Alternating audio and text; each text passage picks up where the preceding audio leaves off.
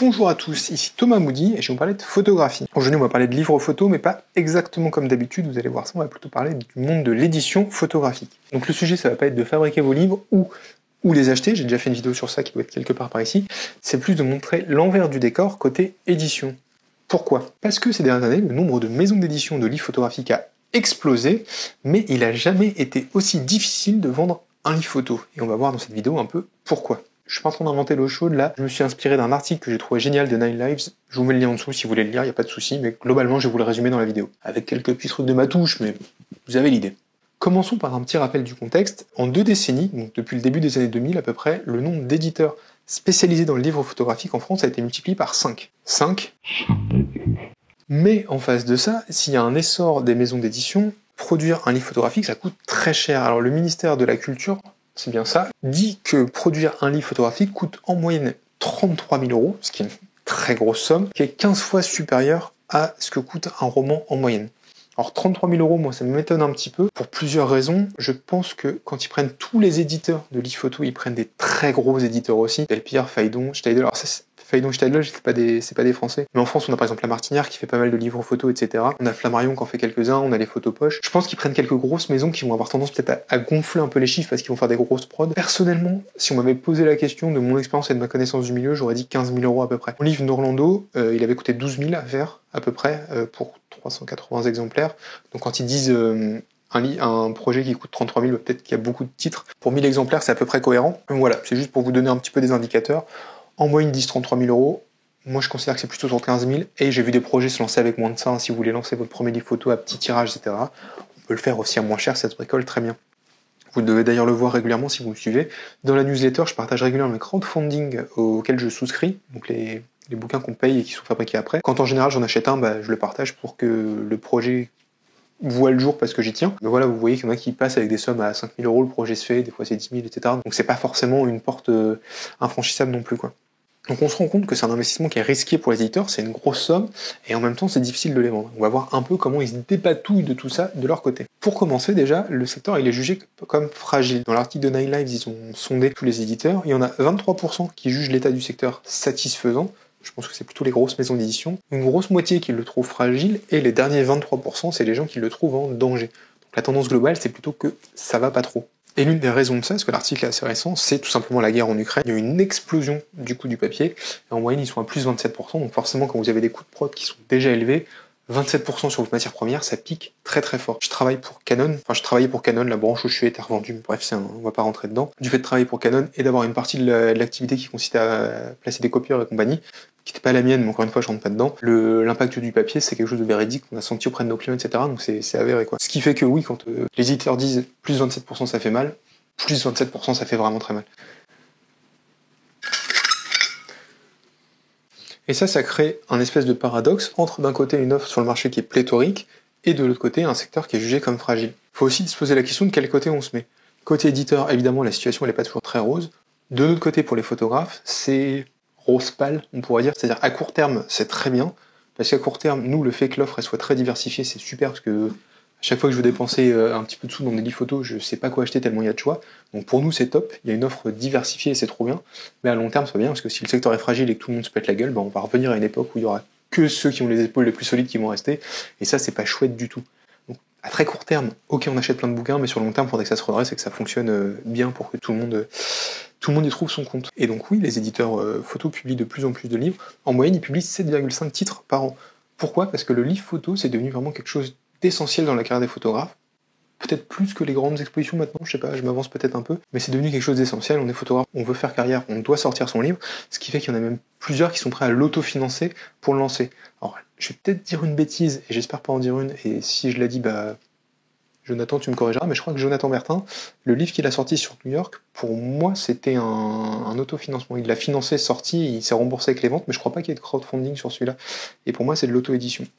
Je dis peut-être une connerie, vous me corrigez dans les commentaires. Et de cette offre pléthorique, il y a des choses positives et des choses négatives. Au global, le chiffre d'affaires des éditeurs il a augmenté de 64% en 10 ans. Donc il y a un vrai intérêt du marché pour le livre photo, c'est-à-dire que les gens dépensent de plus en plus dans les livres photo et ça c'est super. Peut-être qu'il y a 0,01% qui est grâce à moi, j'en serais super content. Donc les gens dépensent de plus en plus dans les livres photos et les éditeurs arrivent à les écouler et gagnent plus d'argent. Mais à côté de ça, il y a beaucoup d'invendus. Environ 30% de la prod, c'est des invendus qu'on retrouve parfois dans des vendeurs d'invendus, je pense, de choses comme ça, qui récupèrent des gros stocks, principalement d'éditeurs allemands qui font beaucoup ça, mais dans lesquels on peut retrouver des petites pépites des fois. Et un cycle qui est assez court, parce que la durée de vie d'un livre, a priori en librairie et compagnie, c'est 2 ans, le cycle en général. Au bout de 2 ans, ils se vendent plus trop et il disparaît des rayons, ce qui est assez court. Après là aussi, ça m'étonne un peu, parce qu'il y a des titres que j'ai l'impression de voir depuis 10 piges sur des rayons. Peut-être qu'il y a une partie qui est classique et qui bouge pas, et le reste va un peu plus tourner. Mais globalement, c'est une partie qui est plutôt tendue, les invendus et le cycle assez court de vie des bouquins. Et donc on est sur un marché qui commence à être saturé, il y a beaucoup d'offres, on commence à avoir du mal à l'écouler. Saturé, c'est vraiment le bon mot. Et il y a quand même dans l'article quelques pistes pour que ça s'améliore à l'avenir. La première piste, et c'est une des meilleures, je sais pas si vous les connaissez, ça s'appelle France Photo Book. Alors c'est piloté par une association, un organisme, je sais pas quoi, je sais pas si c'est une entreprise, mais bref. France Photo Book, c'est le chapeau qui pilote la visibilité en France, et peut-être à l'international, mais surtout en France, des acteurs du livre photo. Donc quasiment tous les éditeurs de livres photo sont syndiqués, je sais pas si c'est le bon mot encore une fois, dans France Photo Book, qui a mené des actions auprès du ministère de la Culture et autres, pour faire reconnaître le livre comme une œuvre culturelle à part entière, comme la bande dessinée, comme le cinéma, tout ça, pour qu'il ait un statut, que ce soit un peu piloté, et que la survie du secteur soit un peu assurée, parce que c'est des œuvres culturelles, et c'est chouette, mais il faut les protéger. Vous pouvez les suivre sur Instagram et regardez qui ils suivent parce qu'il y a tous les éditeurs français qui sont dans leur following. Je vous mets pas leur Insta parce que vraiment c'est France Photo Book. Je pense que vous allez vous en sortir. Et donc vous pouvez vous abonner un peu pour voir ce qui se fait dans le secteur de l'édition en France. C'est super chouette. Vous pouvez vous abonner à leur newsletter, c'est aussi super chouette. Et voilà, s'ils me regardent, coucou France Photo Book. L'article parle aussi d'augmenter l'aide publique au secteur, notamment avec le CNL, c'est le Centre National du Livre, et le CNAP, c'est le Centre National de je ne sais pas quoi, et aussi de régler la question des frais postaux, parce que les frais postaux sont assez élevés, et quand voilà sur un... Alors moi je l'ai eu sur le Zine, je crois que c'est 3,80, quelque chose comme ça l'envoi, parce que c'était un peu plus de 200 grammes. Je le fais de tête, je sais pas. Voilà, pour un Zine à 15 balles, on a 3-4 euros de frais de port. Pareil, pour un livre, ça fait vite 500 grammes. Ça coûte très cher à envoyer, et il y a peut-être des choses à mettre en place autour de ce sujet-là pour que ce soit plus facile de commander, de diffuser du livre photo en France et soulager un peu le secteur. Donc dans l'article, il y a pas mal de citations des éditeurs, il y en a qui disent des choses que je trouve assez intéressantes, et comme je galère à lire mon écran qui est sur le côté, je vais vous en parler avec mon téléphone, ce sera vachement plus simple. Je dois arrêter de faire semblant de tout savoir par cœur. Je reformule un peu, mais je vous donne l'idée globale. Il y a Patrick Rémy du studio Patrick Rémy qui dit qu'il y a trop de livres de mauvaise qualité sur le marché, que ce soit au niveau de la fabrication ou du choix des images, et il conseille d'avoir les moyens financiers suffisants avant de se lancer dans l'édition d'un livre photo. Parce que oui, une partie de la saturation du marché, c'est comme je vous le disais, pour faire carrière, il faut faire un livre, donc tout le monde veut faire un livre pour faire carrière, même quand le travail n'est pas forcément assez avancé ou mûr pour ça. Donc il y a trop de livres de mauvaise qualité qui nuisent globalement au secteur, donc si vous voulez vous lancer dans un livre photo, assurez-vous vraiment d'être prêt parce que vous allez vous pénaliser vous et les autres. Et ça, c'est pas cool. Il y a Fabienne Pavia des éditions du Bec en l'air qui disait que c'était un secteur de niche très fragile, mais surtout qui dit qu'elle doit revoir le modèle économique et éditorial à chaque publication, et ça c'est assez vrai. Il y a beaucoup d'éditeurs qui sont en train de basculer sur du crowdfunding que moi je trouve super, parce que ça limite le risque, c'est-à-dire vous lancez un livre, s'il trouve son public, il est financé, il sort, il est fabriqué, ça roule. S'il le trouve pas, ça embête personne. Mais il y a un côté où ça réduit un peu le risque face à un secteur qui est fragile, ça je trouve ça assez chouette, et oui, c'est bien d'en parler. Il y a Patrick Rollier qui évoque un point que je connaissais pas et pour lequel j'ai pas trop de détails, donc il travaille dans les éditions d'une rive à l'autre. Et en fait, ce qu'il explique, c'est que la vente en librairie, elle est pas rentable apparemment, je sais pas trop pourquoi, mais parce que pour que tous les éditeurs, tous les acteurs du monde de l'édition soient payés correctement, il faudrait avoir un ratio de 7 entre le prix de fabrication et le prix de vente. Or, c'est pas possible d'aller à plus de 3, parce que sinon les livres sont trop chers et personne n'achète un livre à 125 €. Donc, c'est pas très bon pour la durée de vente à perte et c'est mauvais pour le secteur. Je n'ai pas plus d'informations que ça, je trouve ça intéressant. Il faudrait que je creuse un peu ce point-là. Alors, Arnaud Bizalion, qui est un éditeur dont je vous ai déjà parlé de plusieurs bouquins, notamment ceux de Chris Garvey et Pauline Alioua, et lui il dit que le livre photo est pas assez pris en compte dans les budgets publics dédiés à la photographie, que ça soit dans les programmes d'exposition ou d'aide aux artistes. Globalement, la photographie c'est un peu le parent pauvre du ministère de la Culture. Il y a eu des refontes et des réorganisations assez souvent, mais c'est pas le pôle qui est le plus dynamique, qui est le plus soutenu, et encore moins le livre photo, ce qui est dommage. Eric Sess des éditions locaux, il dit quelque chose qui est assez juste. Il parle lui d'un âge d'or de l'édition photographique grâce à la démocratisation des moyens de production. Donc c'est vrai que c'est ce que vous avez vu, il y a des auto-éditions dont je vous ai montré, on peut faire du crowdfunding, donc on peut un peu se débrouiller seul et se lancer dans son livre. Ça c'est très chouette, mais le marché absorbe pas cette offre prélétorique. Là c'est le défaut.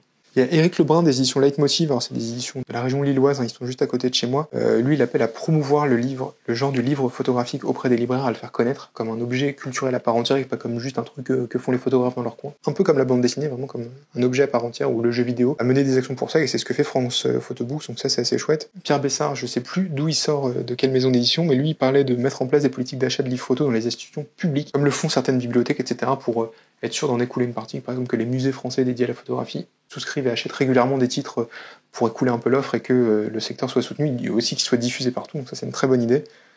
Et pour finir, je vais vous donner quelques chiffres sur le secteur du monde de l'édition. Donc 7,5 titres édités par an par éditeur, ça je vous l'avais dit au début de la vidéo, 850 exemplaires par livre photo en moyenne. Alors, là encore, ça me paraît un peu beaucoup. Je sais qu'il y en a qui font 1000, genre le livre de Cédric Roux, Wonderland, c'était 1000 exemplaires.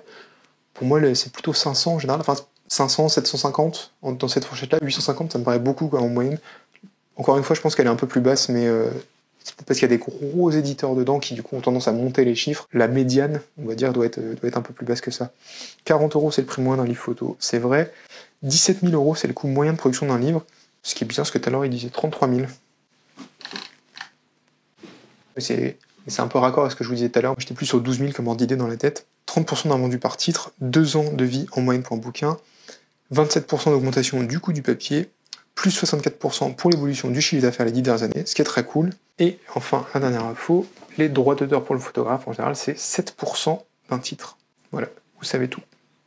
Et donc c'est tout pour moi, j'espère que ce petit envers du décor, alors cette fois du monde de l'édition photographique, vous aura aidé un peu à comprendre comment ça marche et pourquoi les livres photos c'est un peu cher, pourquoi il n'y en a pas partout et pourquoi il y a plein de titres que vous voyez passer que vous connaissez pas. Encore une fois, abonnez-vous à France Photobooks parce que c'est très chouette pour suivre un peu ce qui se passe. En parlant d'abonnement, n'hésitez pas à vous abonner aussi à la chaîne, à laisser un petit pouce bleu, tout ça, ça m'aide beaucoup. Et on parlait de livres, il est là. Téléchargez votre livre 10 outils indispensables pour votre projet photo qui pourra peut-être un jour donner un bouquin.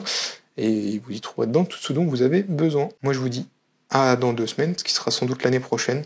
Donc à l'année prochaine. Salut!